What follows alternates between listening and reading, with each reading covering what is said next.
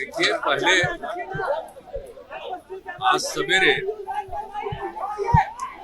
हमारे पार्टी के एमपी यानी लोकसभा, राज्यसभा और विधानसभा, विधान परिषद सभी के मेंबर्स बैठे और यही निर्णय हुआ कि आप इस गठबंधन को छोड़ दीजिए। तो उसी में एनडीए को छोड़ करके और वही इस्तीफा देने के लिए हम गए। उन्होंने जो समय दिया 3:30 पौने 4 बजे, उस समय दे दिया। हम लोगों की पहले कोई बातचीत और संपर्क था। तो आज एक साथ इनके पास 5 पार्टियों की मीटिंग, एक साथ सब लोग थे और जैसे ही हमने वहां त्याग पत्र दिया तो इनके यहाँ गए और सब लोगों ने एक साथ निर्णय लिया। और उसके बाद फिर मांझी जी पहुंचे तो 7 पार्टियां एक साथ हो गई। आप समझ लीजिए कि विधानसभा में 164 इंडिपेंडेंट मिला, 1 से 64 और उसके अलावा एक इंडिपेंडेंट हम लोगों के साथ, तो 7 पार्टी और एक अकेला इंडिपेंडेंट। और हम लोग जो उधर थे उनसे हम लोगों ने रास्ता आज समाप्त कर लिया और हम लोग एक साथ मिल करके अब 7 पार्टियों ने, जो हम लोगों का महागठबंधन है, हम मिल करके आगे काम करेंगे, सेवा करेंगे।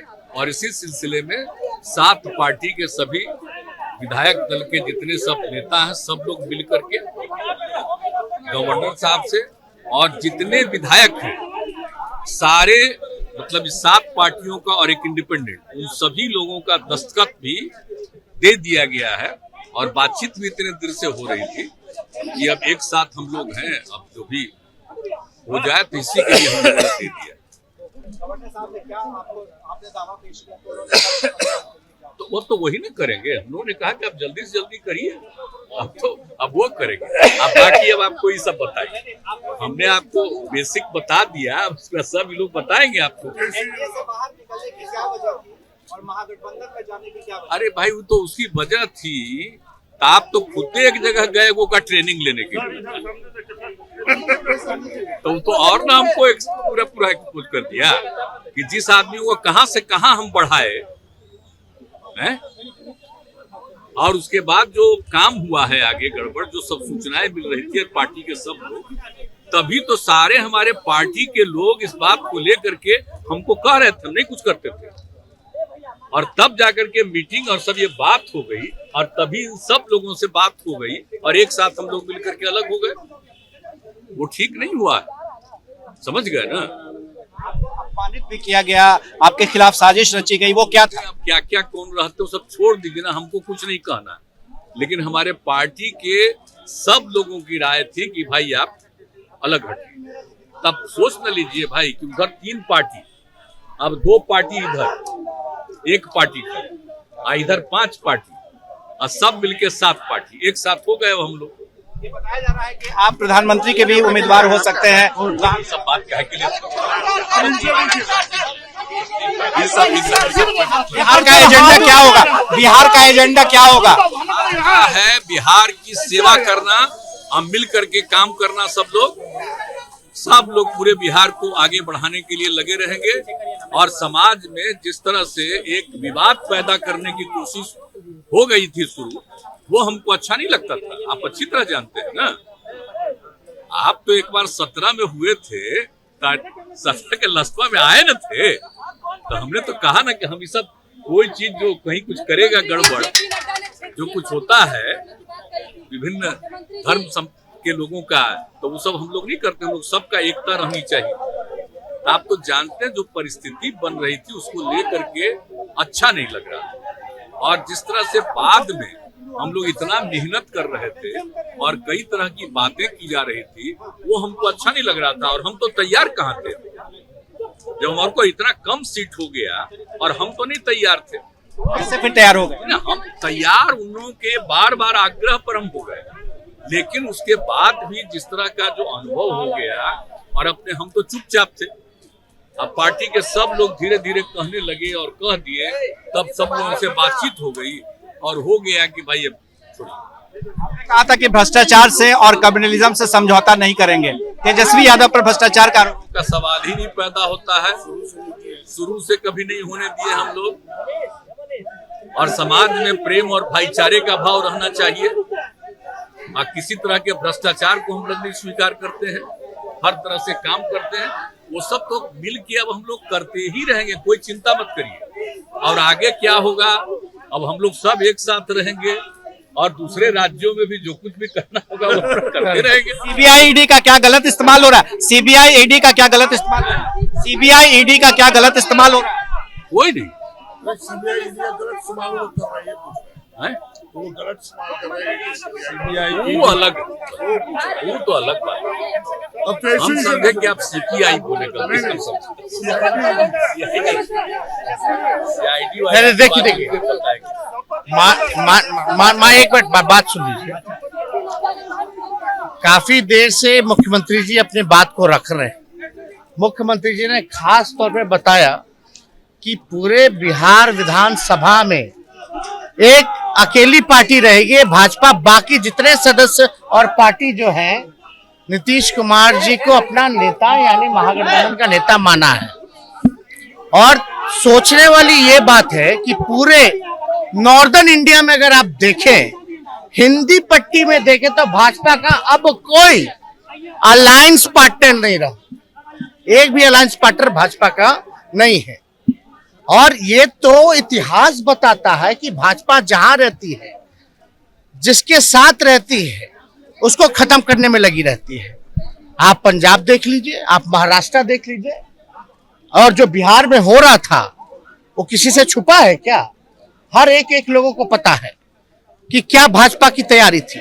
लेकिन जो देश में जो अराजकता का जो माहौल बन रहा है, जो सांप्रदायिकता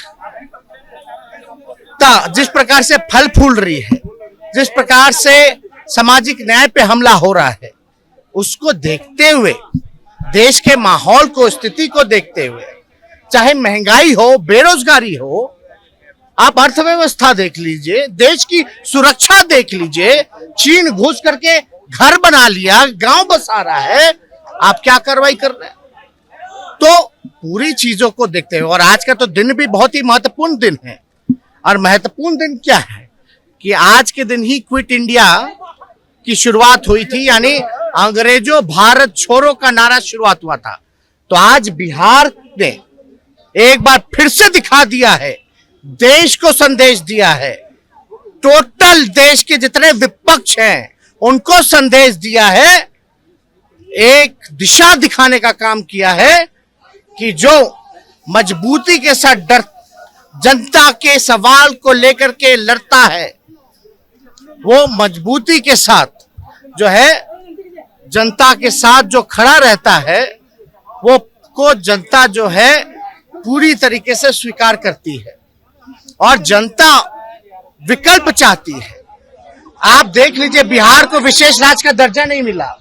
माननीय मुख्यमंत्री जी ने अपना काम किया, कई प्लेटफॉर्म पे इन्होंने प्रधानमंत्री जी के सामने पटना यूनिवर्सिटी की मांग की, लेकिन मान लीजिए पटना यूनिवर्सिटी को उसका दर्जा नहीं मिला अब तक। विशेष पैकेज का क्या हुआ?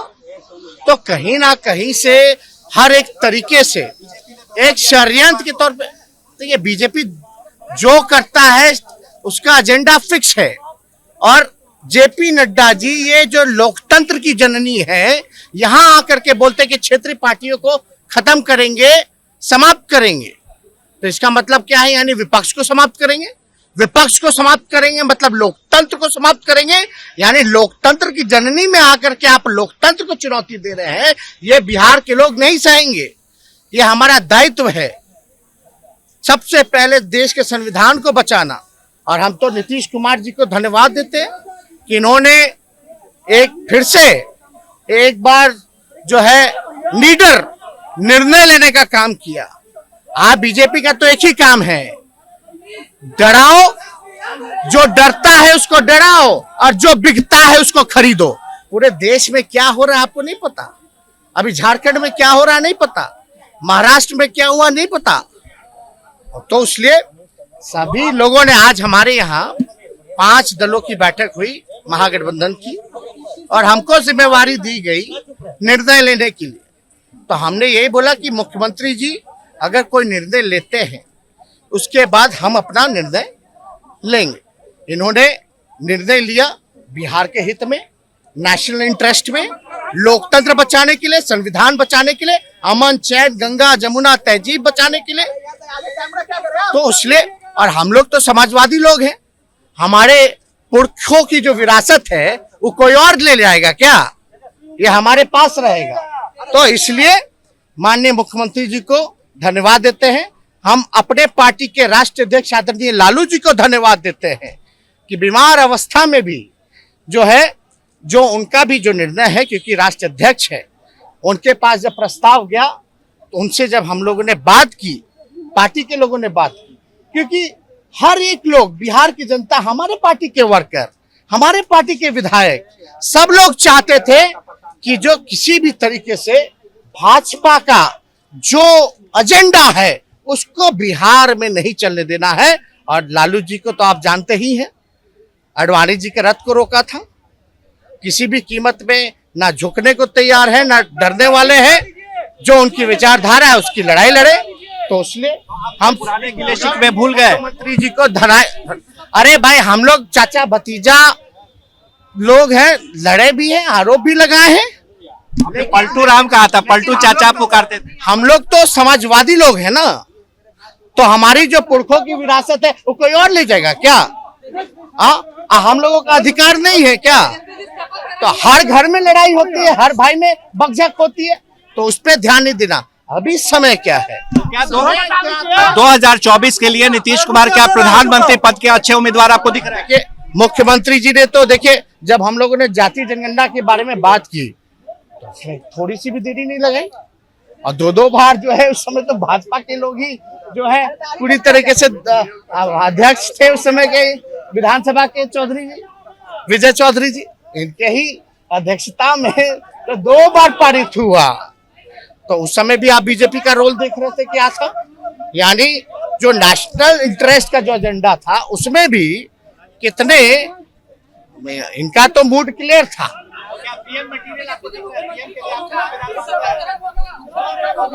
आप एक बात समझ लीजिए, ये सवाल हम मुख्यमंत्री जी पे छोड़ते हैं, हमको इस पे कोई टिप्पा टिप्पणी नहीं करना है।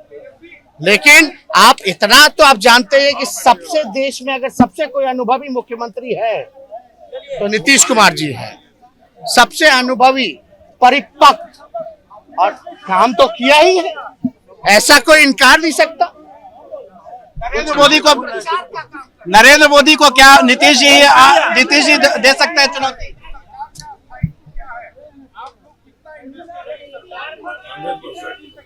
नहीं, बिना इंटरेस्ट के, और ये कोई अपना इंटरेस्ट नहीं है, ये बिहार का इंटरेस्ट है, बिहार के नौजवानों का इंटरेस्ट है। इसलिए